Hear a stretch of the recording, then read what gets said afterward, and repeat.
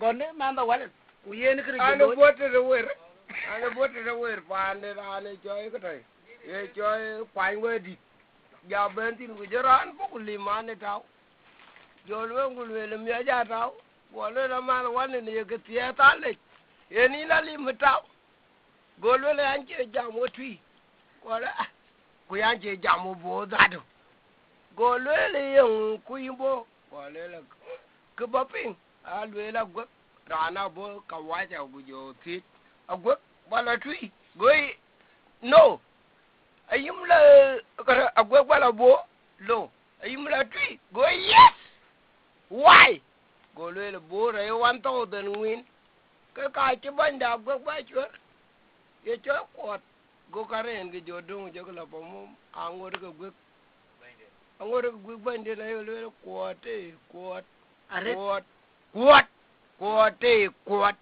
angor ge gwe go le yin ye a mo jong man ko na mo tui go le anje jama ya wo tui go le wa du go le kin ge lwel luele ko ba jole yin ke ya mo tui Dina duang.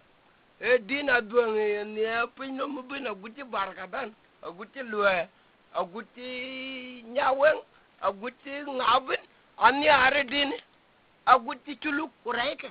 ku jo wela chue ya jo chue dina duang yung mi ko wan we je uriok kwanda lo ku jorda da na man ti chot jo ta u jo ku jo kuma malaya ku jo ache yung adwan ku welan ba nya de jurpe kayam di rot dwan ku welan nya ne ko ya to kayam di rot ba ya ting gwale ba ya ting ke da wen da na man dia ba kamang ba ya ting ula le nyok wana no bu ayelo ba panda no bu ayelo no ke jele panda to ba ayelo le yung ewe chure din petungo din yen kre pinno ya ke chure di ja le yen ara jare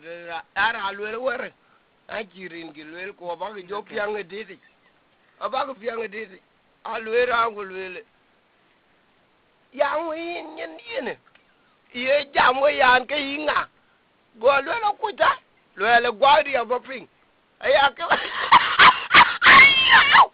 ke di da chito to ke jo chole wut ke nyel chama ku di dulo mo kor ade kriu to le wut chanya da wona jak ye lo ma tere de dele e chara ro e jomodi abanga war kuina ka ai we ki bo adene kuri nyog a chi nyog chi hey